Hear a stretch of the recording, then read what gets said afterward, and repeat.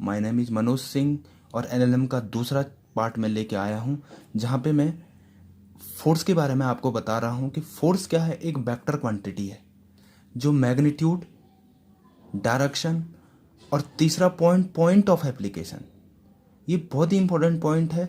ये बताता है कि ऑब्जेक्ट के या किसी भी बॉडी के किस पॉइंट पे आप फोर्स लगा रहे हैं, ये इम्पोर्टेंट होता है। तो F equal to ma, this is corollary of Newton second law.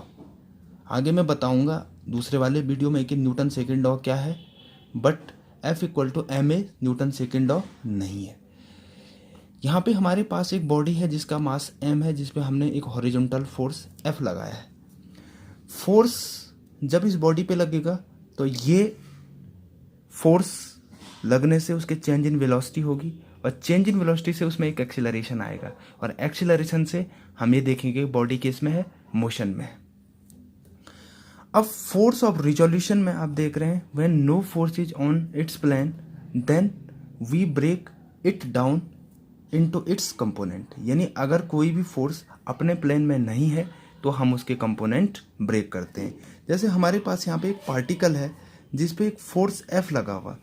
इस फोर्स जो है हॉरिजॉन्टल से थीटा डिग्री पे लगा हुआ, जिसके दो कंपोनेंट F cos थीटा और F sin theta.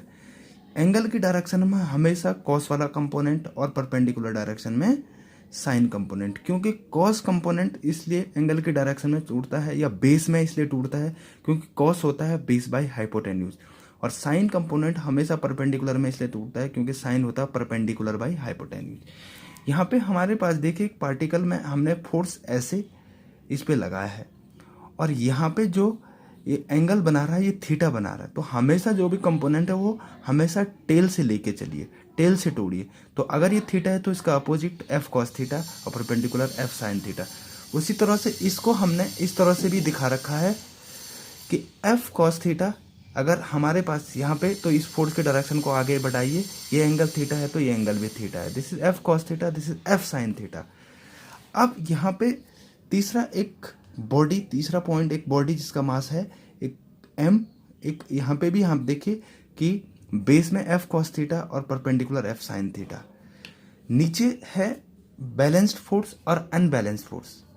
Balanced force का मतलब जब force sum of force zero हो जाता है तो F नेट टोटल जीरो हो जाएगा, तो उसका A नेट भी जीरो हो जाएगा। उसी तरह से अनबैलेंस्ड फोर्स यहाँ पे जिसका F नेट जीरो नहीं होगा तो A नेट भी जीरो नहीं होगा, यानी बॉडी एक्सेलरेशन करेगी। Thank you very much.